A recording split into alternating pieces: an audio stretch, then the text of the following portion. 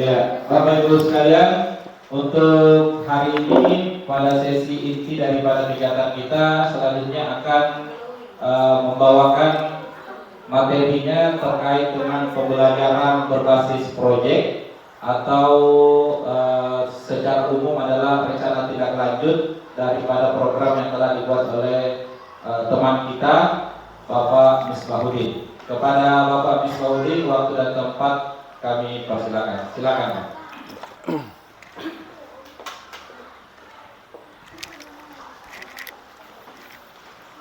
Bismillahirrahmanirrahim. Assalamualaikum warahmatullahi wabarakatuh. Terima kasih Bapak Takwa sebagai moderator yang telah memberikan kesempatan kepada saya untuk memaparkan tentang rencana tindak lanjut pembelajaran berbasis proyek, yaitu materi tentang SKJ. Karena selama ini kalau di sekolah kita kayaknya sudah hilang itu SKJ di sekolah kita. Maka dari itu saya coba untuk munculkan kembali. Semoga rencana tindak lanjut yang saya paparkan ini ke depan bisa kita laksanakan di sekolah. Terutama kita akan berkolaborasi di sini dengan komunitas belajar, yaitu Kopelangi SMA 8 Goa. Baik, Bapak Ibu, silakan lanjutkan. Jadi judul program atau kegiatan, minta maaf agak vulgar sedikit, minta maaf.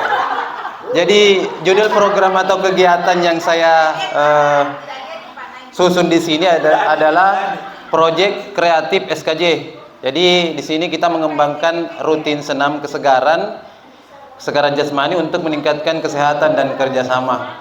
Jadi kita coba untuk munculkan kembali ini SKJ. Karena selama ini pernah kita tawarkan tapi mungkin masih masih dipertimbangkan tentang pelaksanaan SKJ yang akan di rolling, yaitu keagamaan. Mungkin minggu depannya kita lakukan SKJ, tapi bisa juga kita laksanakan nanti pada hari Rabu, senam Rabu sehat namanya ya, itu bisa kita tawarkan kembali.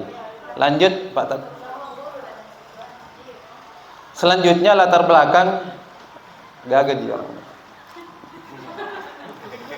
Jadi untuk latar belakangnya Ibu Bapak, konteks program yang saya susun di sini yaitu yang pertama bagian A, sekolah.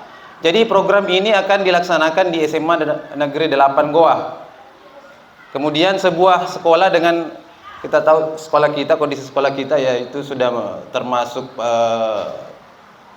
kalau dari segi fasilitas olahraganya apalagi lapangan kita sudah memadai dan komunitas belajar yang aktif.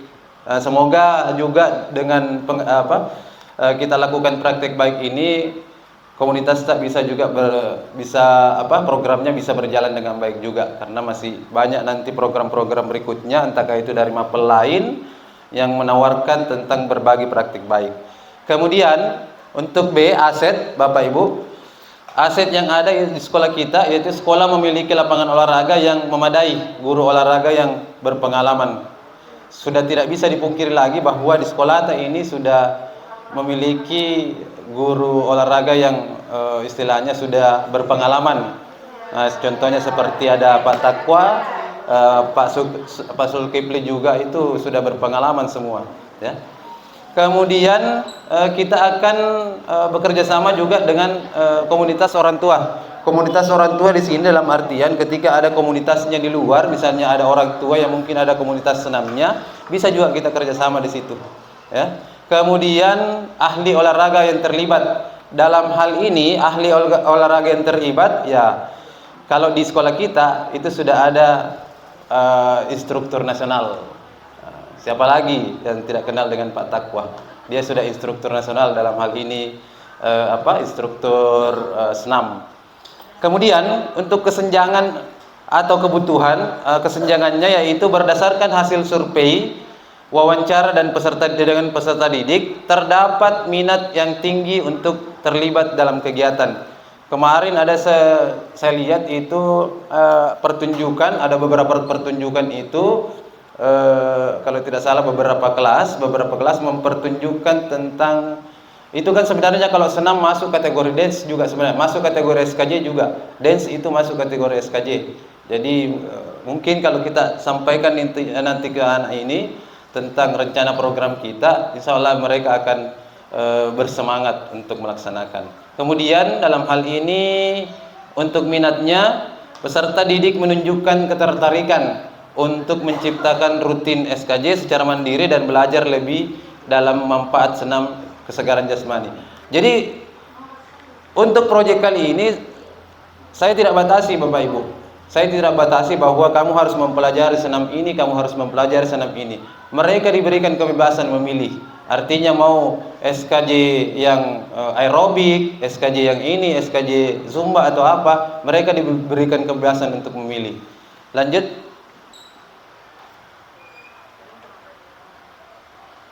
Selanjutnya untuk tujuan program, ya untuk visi guru PJOK sendiri, mendorong peserta didik untuk menjadi aktif dan kreatif dalam merancang rutinitas senam.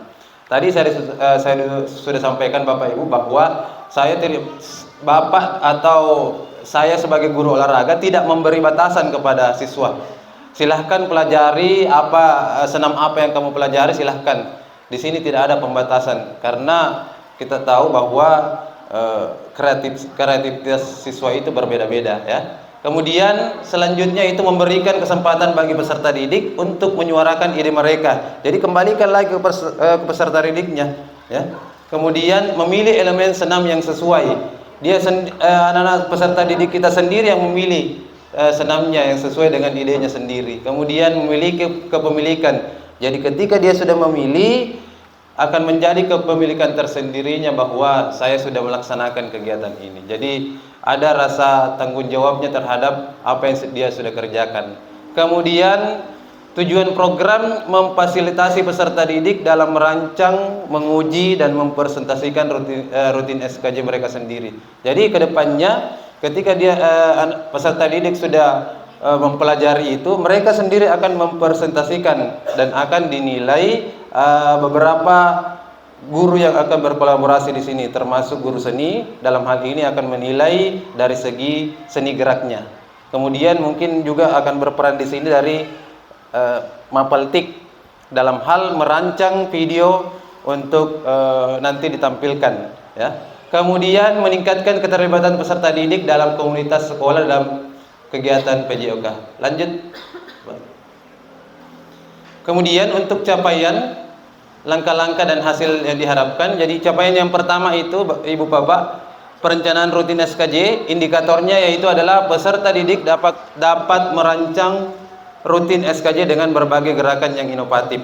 Kemudian untuk langkah-langkahnya sendiri, melakukan brainstorming ide yang dengan peserta didik, menyusun gerakan senam yang akan dimasukkan dalam rutinitasnya, kemudian menciptakan versi awal dari rutin SKJ.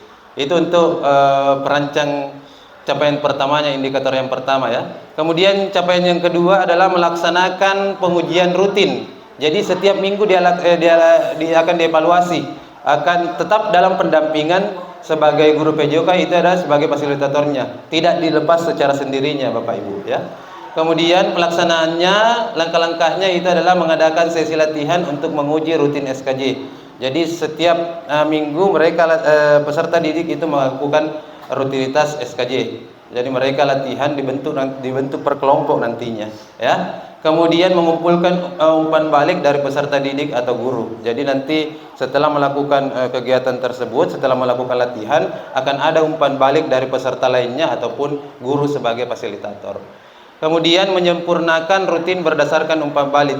Jadi ketika sudah diadakan umpan balik, mendengar umpan balik dari peserta didik lain, disitulah akan adanya penyempurnaan. Mungkin dari sisi gerakannya ini mungkin bisa disempurnakan ya. Kemudian capaian yang kedua, capaian yang ketiga di situ Bapak ya. Pelaksanaan dan pengujian rutin. Indikator rutin SKJ dapat dipraktikkan dengan baik dan diuji cobakan dalam sesi latihan. Kemudian langkah-langkahnya mengadakan sesi latihan untuk mengikuti rutin SKJ, mengumpulkan umpan balik dari peserta didik dan penyempurnaan rutin berdasarkan umpan balik ya.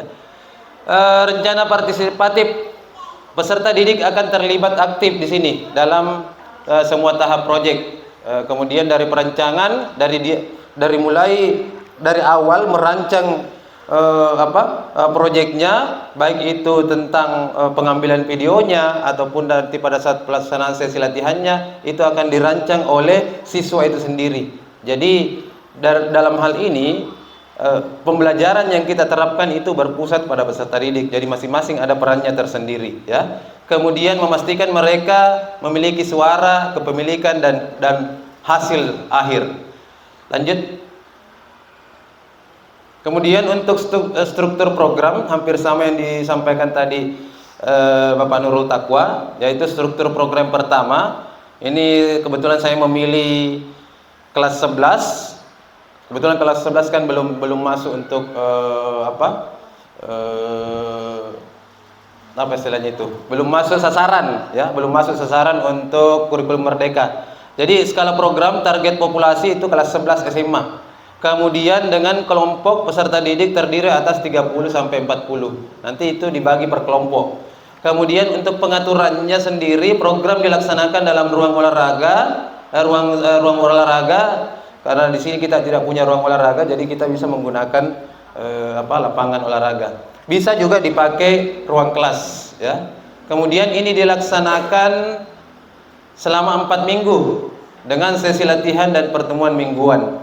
Kemudian untuk mitra sendiri, mitra dalam komunitas belajar, guru PJOK terlibat dalam perancangan dan supervisi proyek, ya. Jadi guru PJOK sendiri terlibat dalam mulai dari tahap awal perancangan nanti pada saat supervisi dan proyeknya. Kemudian guru lain, saya sudah sampaikan tadi bahwa guru lain itu yang terlibat adalah guru seni, TIK untuk dukungan dalam aspek kreatif dan teknis.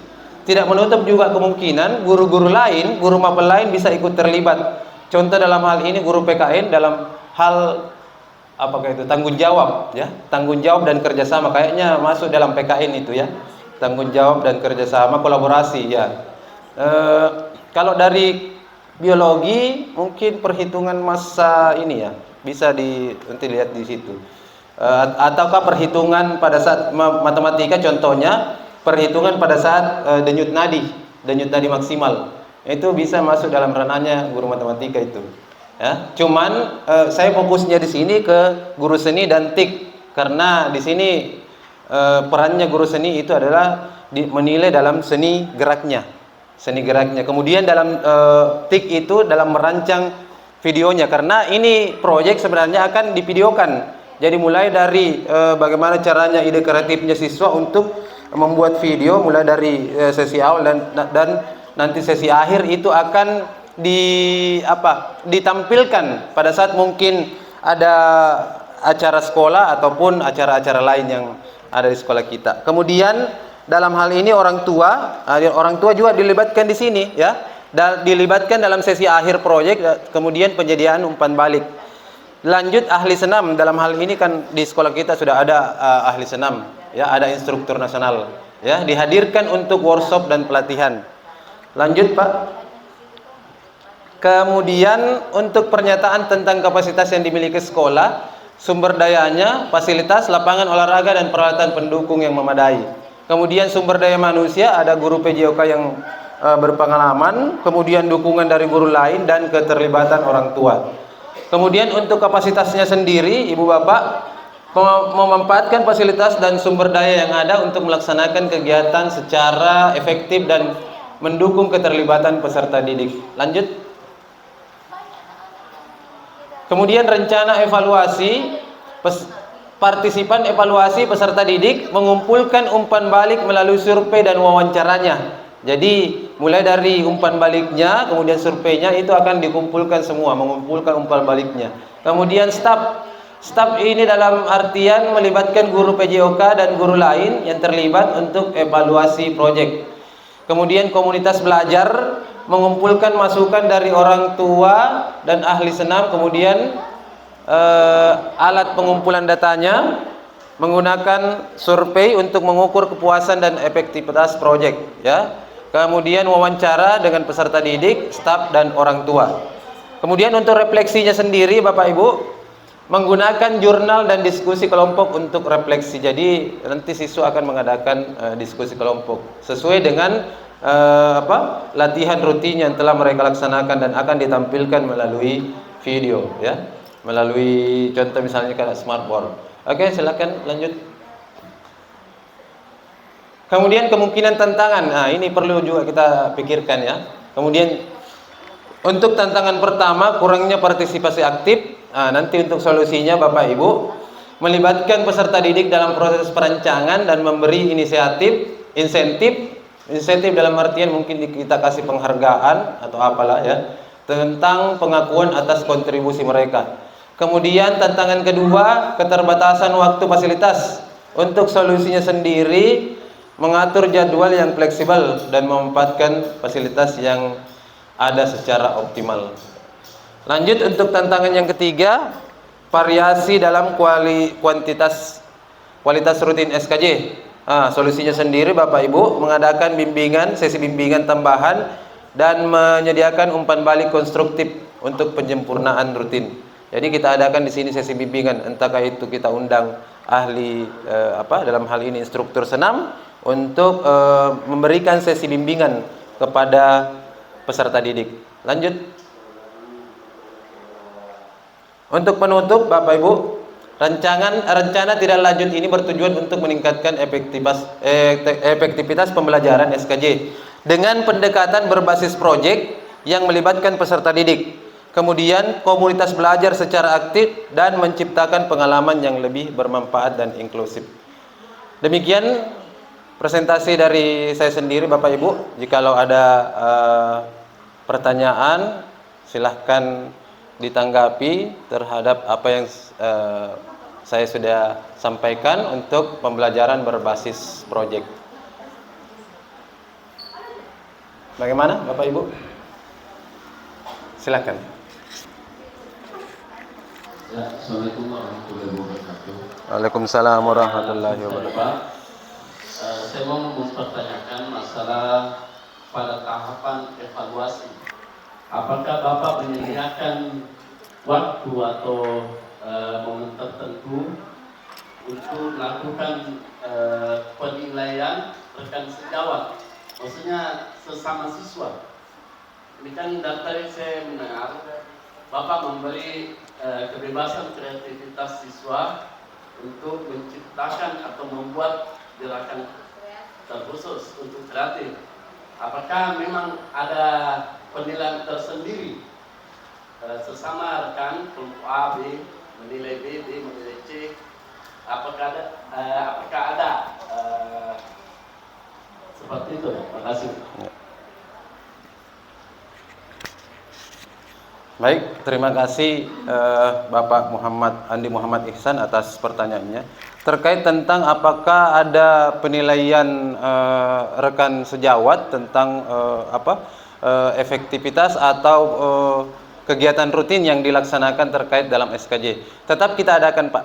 Jadi antara penilaian misalnya per kelompok itu menilai kelompok lain. Dalam hal ini tetap ada namanya umpan balik. Karena di sini memang diserahkan sepenuhnya kepada peserta didik untuk bermain peran di sini, karena tetap terkhusus di sini sama seperti yang disampaikan oleh Pak Takwa tadi, kita menerapkan pembelajaran SEM, Sport Education Model. Jadi intinya di sini peserta didik itu bermain peran, ya. Ada yang sebagai penilai, tim penilai, ada juga yang sebagai pelaksananya. Jadi mereka artinya dalam hal ini tidak ada yang tinggal. Jadi mereka tetap bermain peran semua, ya. Jadi dari rekan sejawat ini menilai kelompok yang lain, kelompok yang lain menilai dari kelompok itu sendiri, sehingga nanti akan dilihat dan akan dipandu juga oleh fasilitator, dalam hal ini guru, untuk melihat seperti apa umpan balik yang diberikan oleh kelompok lain. Mungkin seperti itu Pak. Ada yang lain? Iya.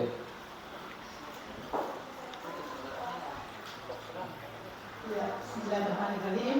Assalamualaikum warahmatullahi wabarakatuh. Terima kasih atas kesempatan yang diberikan kepada saya.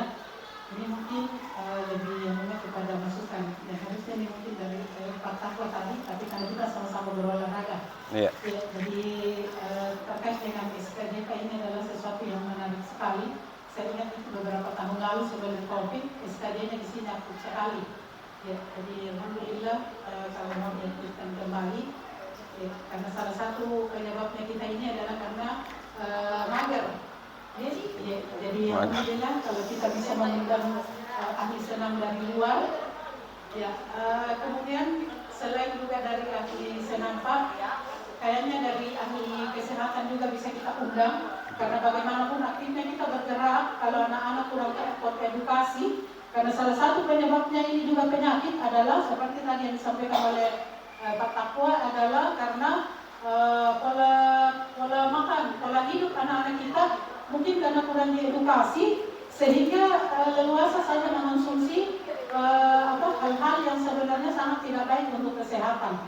Jadi Bapak berdua sebagai guru olahraga ya bisa juga mengundang ahli kesehatan ya sekaligus, karena kalau cuma diedukasi dalam hal penyampaian kayak dari mulut ke mulut saja di kelas saya rasa kurang efektif. Bagus kalau misalnya ada gambar-gambar begini dan yang membawakan dengan itu adalah ahlinya.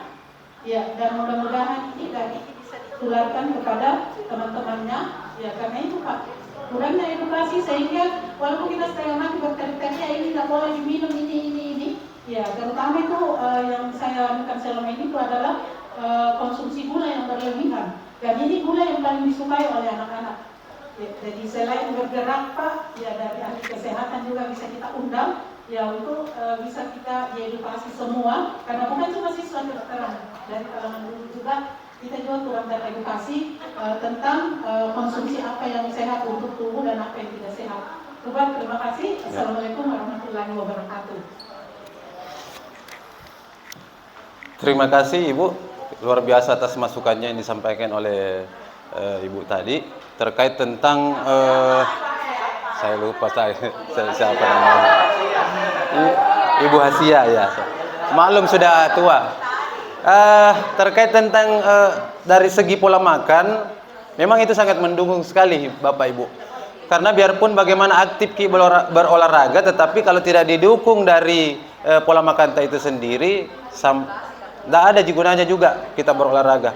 Tapi saya tambahkan sedikit lagi Bapak Ibu tentang bukan cuma dalam hal menjaga pola makan ataupun aktif tak berolahraga, tetapi kembalinya lagi ke pikiran ya, kembali lagi ke pikiran juga, karena biar bagaimana apa yang kita makan juga tentu terpikirkan juga di sini ya. Jadi biasa juga banyak orang terkena penyakit bukan cuma dalam hal pola makan juga, tetapi pikiran juga yang menyebabkan mereka biasa gampang sakit karena stres atau apalah yang tentang mungkin ada masalahnya di luar atau apa ya. Jadi seperti itu Bapak Ibu ya.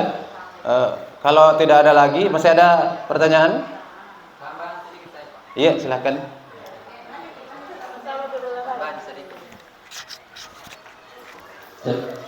Ya, terima kasih atas penjelasan yang diberikan. Tambahan sedikit saya mengenai struktur program ya. Nah, di sini saya lihat ada skala program target populasi. Saya kiranya tidak apa-apa target populasinya itu mulai dari kelas 10, 11, 12, tapi kita kategorikan mulai dari, kan di sini kan siswa kita ada yang memiliki berat yang terlalu berlebihan.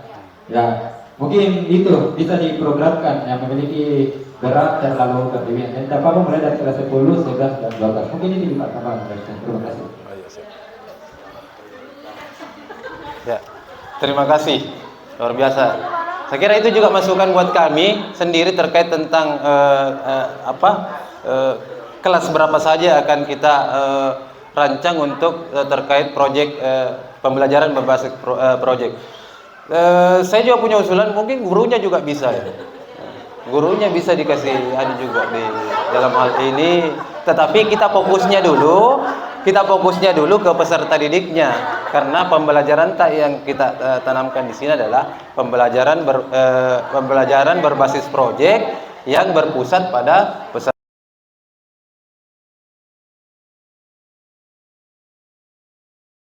Untuk sesi hari ini saya cukupkan untuk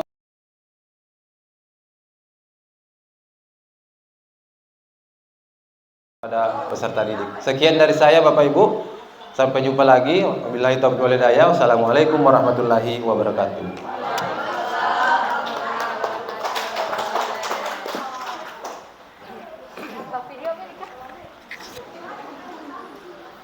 Ya, terima kasih banyak Pak Misbahudin atas materinya yang sangat bermanfaat bagi Bapak Ibu sekalian. Dan saya melihat selama pembahasan materinya Pak Misbahudin, Bapak Ibu sekalian itu termotivasi, ya, khususnya tadi yang disampaikan oleh Bu Hasia terkait dengan ada harapan untuk kemudian kegiatan senam ini diaktifkan kembali. Karena memang saya juga memperhatikan Bapak Ibu di tingkatan SMA, meskipun kita berada tidak di bawah naungan kabupaten, tapi saya lihat sudah banyak juga SMA yang menerapkan ragu sehat.